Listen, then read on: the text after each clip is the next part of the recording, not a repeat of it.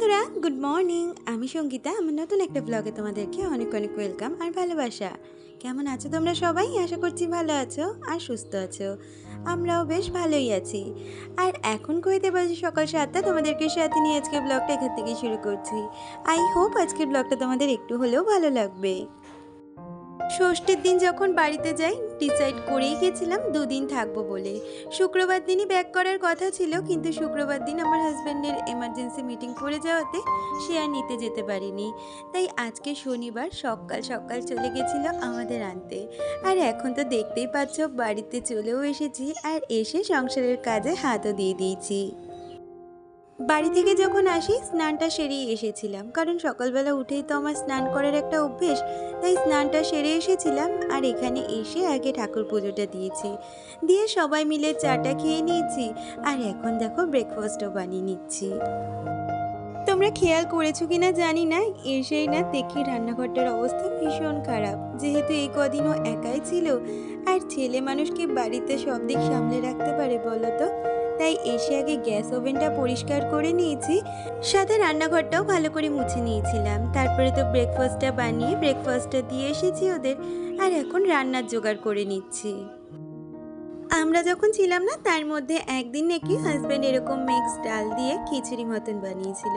তাই আসার পরে আজকে বললো আজকে সেদিনকার মতন একটু খিচুড়ি করবে। আর আমি ভাবলাম ঠিক আছে, আজকে আর রান্না বেশি বাড়াবো না, কারণ অনেকগুলো কাজ আমার জন্য অপেক্ষা করছে। আজকে একটু রান্নাটা শর্টের মধ্যেই ছেড়ে দিই। তাই দেখো মিক্স ডাল সাথে চাল নিয়ে আমি এটা সিদ্ধ বসিয়ে দেবো। আমি ঠিকই করে রেখেছিলাম, এটা সিদ্ধ হয়ে যাওয়ার পরে এইভাবেই রেখে দেব। খাওয়ার আগে এটা সোমবার দিয়ে ভালো করে রান্না করে নেব, আর তার সাথে ডিমের অমলেট করে নিলেই কিন্তু দুপুরে খাওয়াটা বেশ ভালো জমে যাবে। এই দুদিন গাড়িতে যাতায়াত করেছি, হেলমেট পরে গেছিলাম, তবুও চুলের অবস্থা ভীষণ খারাপ। তাই আজকে তো অনেকগুলো ঘরের এক্সট্রা কাজ করব, সাথে শ্যাম্পুটাও করে নেব ভাবছি। তাই জন্য একটু হট অয়েল ম্যাসাজ করব। প্রথমে একটু তেলটাকে গরম করে নিয়েছি, আর এখন পুরো মাথাতে ভালো করে অয়েল ম্যাসাজটা করে নিয়ে তারপর ঘরের বাকি কাজগুলো করে শ্যাম্পুটা করে নেব। এতে চুলের মধ্যে তেলটাও অবজার্ভ করবে, আর আমার কাজগুলোও কিন্তু হয়ে যাবে।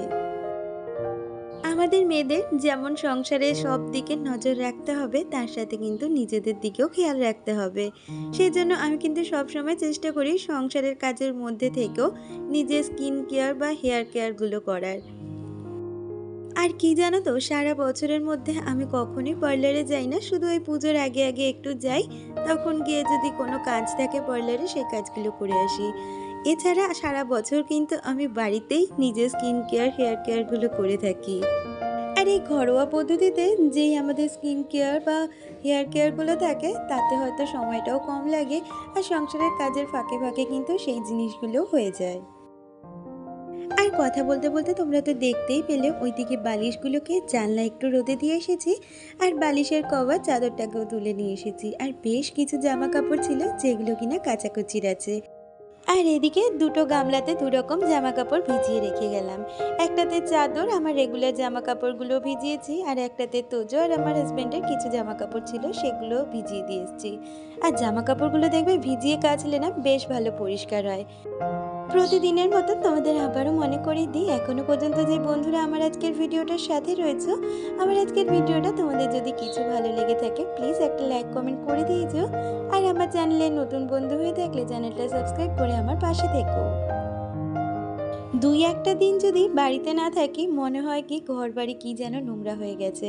সেই কারণে দেখো সমস্ত ঘর কিন্তু আগে আমি একটু ঝেড়ে নিলাম, কারণ অনেক দিনই ঝুলটা ঝাড়া হয়নি।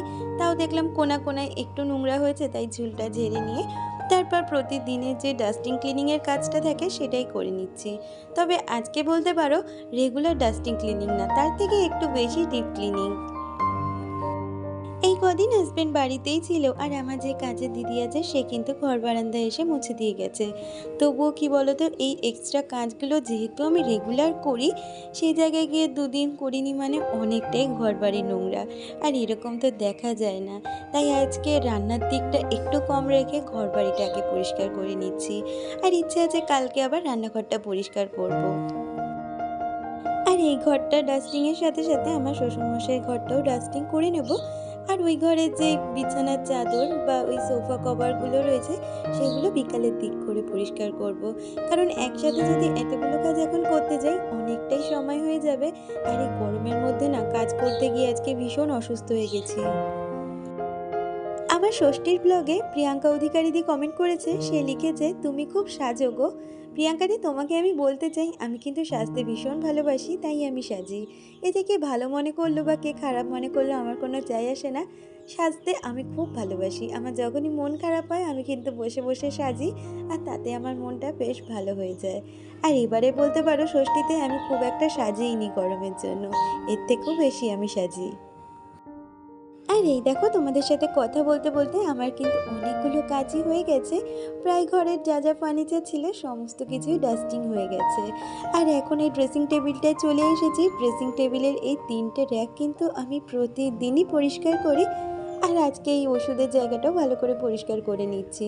কারণ জানো তো, বাপের বাড়িতে যখন গেছিলাম তোজোর বেশ কিছু ওষুধ নিয়ে গেছিলাম। আমি কিন্তু যেখানেই যাই সব সময় তোজোর ওষুধ আমি ক্যারি করি। কারণ কি বলতো, বাচ্চা মানুষ তো, আর এই ধরনের ওষুধ সবসময় হুটহাট করে পাওয়াও যায় না। আর রাত বেরাতেই দেখবে বাচ্চাদের বেশি শরীর খারাপ হয়। তাই সবসময় ওর জন্য ওষুধ আমি নিয়ে রাখি। কখন কোন সমস্যাটা হয় কেউ তো বলতে পারে না, সেই কারণেই। কয়েকদিন তোমাদের সাথে রেগুলার ভিডিও শেয়ার করতে না পারায় আমার কোনো বন্ধুদেরই সেইভাবে নাম নেওয়া হয়নি। তবে আজকে আমার সমস্ত বন্ধুদের নাম নেব। তাহলে চলো কাজ করতে করতে আমার আজকে সুন্দর কয়েকজন বন্ধুদের নাম নেওয়া যাক। Nipa Pal, Rinku Tuli blog, Biswajit Das, Sutapa, Falguni Sarkar, Riya Mondal, Savana blog, S creator, Mamata Sau, Rima Mondal, Sayantika Barman, my style, Priyanka Adhikari, moon's mom care, Deepika, my home tour থেকে প্রিয়াঙ্কা, প্রিয়া আর ব্লগ, টুম্পা বানেশ্বর, ব্লগার হও অপর্ণা। তোমাদের সকলকে অনেক অনেক ধন্যবাদ আর অনেক ভালোবাসা প্রতিদিনের আমার ভিডিওতে এত সুন্দর সুন্দর কমেন্ট করার জন্য। আর তোমাদের এই ছোট ছোট সুন্দর সুন্দর কমেন্ট কিন্তু আমাকে অনেকটা মোটিভেট করে পরবর্তী ভিডিও বানাতে। তোমরা প্লিজ এইভাবে আমার পাশে থেকো, আমার সাথে থেকো। আর এদিকে দেখো, সমস্ত কাজ সেরে আমি কিন্তু জামা কাপড়টা কেচে মেলে দিলাম। আর তারপরে শ্যাম্পুটা করে নিয়েছি। আর জানো তো, স্নান করে এসেই দেখি কারেন্টটা চলে গেল। তাতে করে না আরও বেশি শরীর খারাপ লাগছিল। আর তারপরে কারেন্টটা আসার পরে ঘরে এসিটা চালিয়ে দিয়েছি। আর এখন বিছানার চাদরটা পেতে বিছানাটাকেও সুন্দর করে গুছিয়ে নিচ্ছি। আর সাথে সাথে দেখো, তোজো আমাকে কিন্তু হেল্প করে দিচ্ছে বালিশগুলো তুলতে। আমি কিন্তু এরকম অনেক কাজ, যেগুলো ছোট ছোট কাজ, সেগুলো কিন্তু তোজোকে দিয়ে করাই। কারণ আমি মনে করি বাচ্চাদের একদম ছোট থেকে যদি অল্প অল্প করে কিছু শেখানো যায় পরবর্তী ক্ষেত্রে ওদেরই সুবিধে হবে। আর আবারও তোমাদের সাথে দেখা হচ্ছে সেই বিকালবেলা। এখন দেখো, সন্ধ্যেটা দিয়ে আমি জামা কাপড়গুলো আগে গুছিয়ে নেব। অনেক জামা কাপড় ছিল, সাথে যে জামা কাপড়গুলো পরে যাওয়া হয়েছিল সেগুলোকেও আগে পাট করে আলমারিতে তুলে রাখবো। আর তারপর প্রতিদিনের যেই জামা কাপড়গুলো আছে সেগুলোকে ভাঁজ করে জায়গা মতন রেখে দেবো। আমাকে এর আগের দিনের ব্লগে নিপা কমেন্ট করেছিলে, সে জানতে চেয়েছে দুষ্টু আমার কে হয়। দুষ্টু আমার দাদার মেয়ে হয় গো। এর আগের দিনের ব্লগে রিনা মণ্ডল আমাকে কমেন্ট করেছে, সে লিখেছে, দিদি ইউ আর দ্য বেস্ট, তোমাকে আমার ভীষণ ভালো লাগে। Thank you so much Rima. দেখবে ঘর বাড়ি কিন্তু এই প্রতিদিনের জামা কাপড়ে বেশি নোংরা হয়, তাই এই জামা কাপড়গুলো যদি প্রতিদিন ভাঁজ করে রাখা যায় তাহলে হয়তো ঘর বাড়িটা একটু নোংরা কম হয়। আমি তো আগেই তোমাদেরকে শেয়ার করেছি ষষ্ঠীতে আমি মা বাবাকে কি গিফট করেছি। আর এই যে বেডশিটটা দেখছো, এটা কিন্তু মা আমাকে গিফট করেছে ষষ্ঠীতে।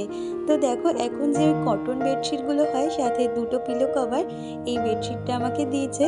তো আমার ভীষণ পছন্দ হয়েছে। মা অবশ্য আমাকে ভিডিও কল করে পছন্দ করিয়ে নিয়েছে আগে থেকেই। তো এটা মা আমাকে ষষ্ঠীতে গিফট করেছে, আর হাজব্যান্ডকে টাকা দিয়েছে। জানো তো, আজকে ভেবেছিলাম আমার বিছানায় এই বেডশিটটাই পেতে দেব, তবে কালারটা সাদা হওয়াতে না ভীষণ ভয় লাগলো।